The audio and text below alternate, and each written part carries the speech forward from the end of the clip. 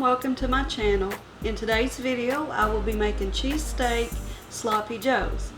Here are the ingredients that I'll be using for today's recipe. 1 pound of ground beef, 1 teaspoon of salt, a half a teaspoon of black pepper, 2 tablespoons of butter, 1 small onion, a green bell pepper, half a teaspoon of garlic powder, 2 tablespoons of Worcestershire sauce, half a cup of beef broth, a tablespoon of cornstarch, some slices of provolone cheese, and some hamburger rolls. So for my first step, I've placed my skillet on my burner, and I'm going to turn this up to about a medium-high heat and allow my skillet to get preheated. That way when I put the ground beef in my skillet, it will take straight off into frying. My skillet has come up to temperature and is preheated, so now I'm going to add my ground beef. And I'm going to crumble that up and fry it until it's completely done.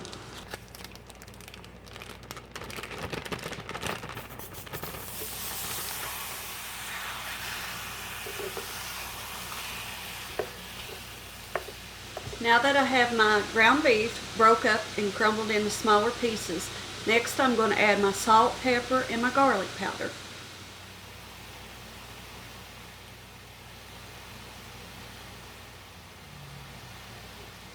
So I'm going to continue to fry this ground beef, and as it's frying I'm going to continue to chop it up and stir it around until it's completely cooked through.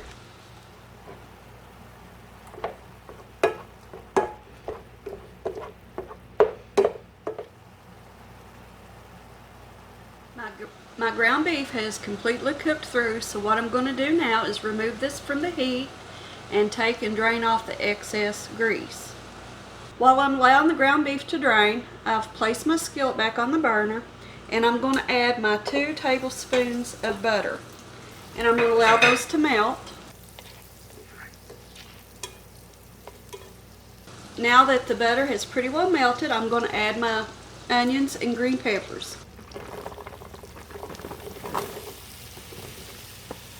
And I'm just going to saute these until the onions become translucent.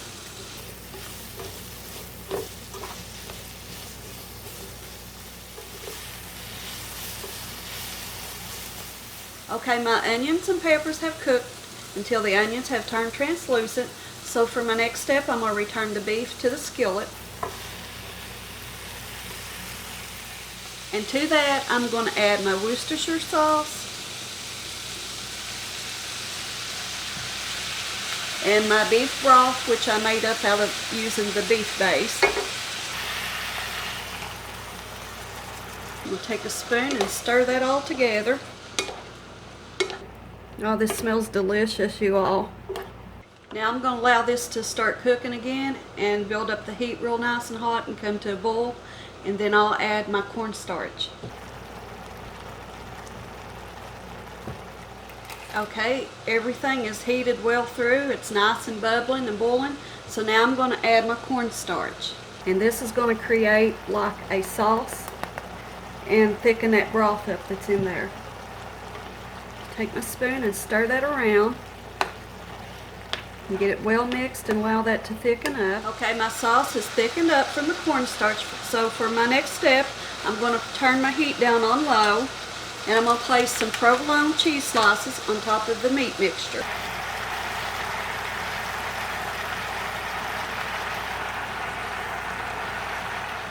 Now I'm going to place my lid on there and allow that cheese to melt.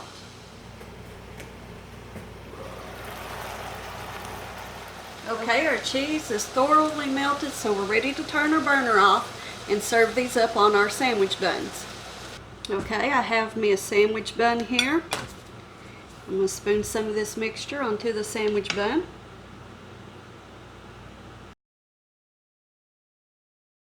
I think some fresh sauteed mushrooms in this would be great too. My husband doesn't like mushrooms, so I left them out. But if it's just me eating on it, there would have been some mushrooms in here. Look at that yummy goodness, you all. And with this sandwich, I'm going to serve some of these kettle-cooked jalapeno chips. If you love jalapeno flavor and you like the kettle-style chips, these are delicious. I am addicted to them. Thank you all for joining me today. I hope you've enjoyed today's video. And until next time, guys, bye.